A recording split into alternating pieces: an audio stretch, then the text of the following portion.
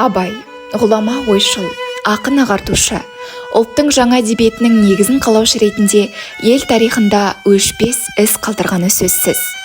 Абайдың қара сөздері оның ақындық мұраларына қосылған бағалы қазына.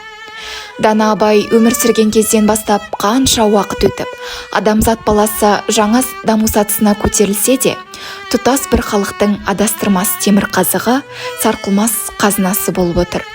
Шындығында ұлылардың мұрасы заман мен уақыт төрелігіне бағынбайды. Әрине, Абай заманынан бері қоғам өте үлкен ғаламдық өзгерістерді басынан өткерді. Қазақ қоғамы ғылым мен білімді игерді. Адамзат ақыл-ойы жаңа деңгейге көтерілді. Кешегі заманнан елдің тұрмыс-тіршілігі мен санасы елеулі өзгерді. Бүгінгі қазақ қоғамы Дана Абай өз қара сөздерінде айтқан дерттерден толық арылып кетті ме? Ұлы Абай өзінің 19-шы қара сөзінде адам бойындағы қалыптасқан мінез құлық жайлы айтады. Адам баласы туа сала есті болмайды. Естіп, көріп, ұстап, татып, естілердің айтқандарын есте сақтап қана естілер қатарында болады. Естіген нәрсені есте сақтау, ғибрат алу ғана есті етеді, деп ақыл естің тәрбиенің жемісі арқылы жетілетінін ғылыми тұрғыда дәлелдеп берді. Қазіргі қоғамда да өмірде түрлі қиыншылықтар мен қасіреттерді, жаман мен жақсыны көре жүріп, өмірде болып жатқан әрбір оқиғадан сабақ алмай жүрген жандар қаншама. Адам жақсы нәрселерді ғана ескеріп, жаман нәрселерден сақтанып, тек жақсыға ұмтылуы керек. Жалпы, адам деген атқа лайық болулар керек.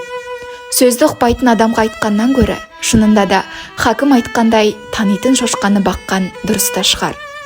5 нәрседен қашық бол, 5 нәрсеге асық бол демекші, қазіргі заманда да адам бойына тек жақсы қасиеттерді жинай білу керек.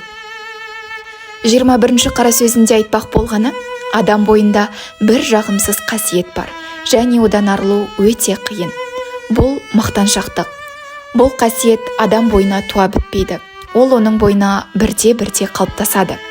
Негізінен мақтаншақтық дегеніміз адам өзінің байлығын, дүниесін, істеген істерін жұртқа жария етулері.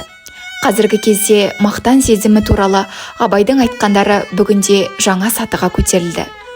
Айдағаны 5 ешкі, ысқырығы жер жарады дегендей, қазіргі қоғамда түймедейді түйеде етіп жарияға жар салу, өзі немесе қоғам үшін істелуі керек қажетті дүниелерді адамдар мен қоғам игілігі үшін емес, ұпай жинау, мансап, көрініп қалу, жағыну, елді алдау үшін істейтін даңғаза деңгейіне жеткізу белең алып кеткені өкінішті.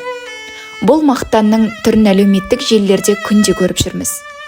Мақтанудың бұл түріне жататын адамдарды нағыз ақымақ адамдар дейді. Кейбір адамдар дүниесі жоқ бола тұра, дүнием бар деп мақтанып жатады. Ондай адамдар олардан өткен ақылсыздар. Жағымды мақтану да кездеседі.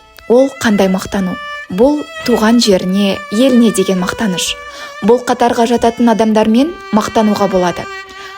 Абай қара сөздеріне арқау болған құндылықтар қазіргі қоғамда үстемдік етіп, салтанат құрса, өмір сүру жеңілірек болушы ма еді.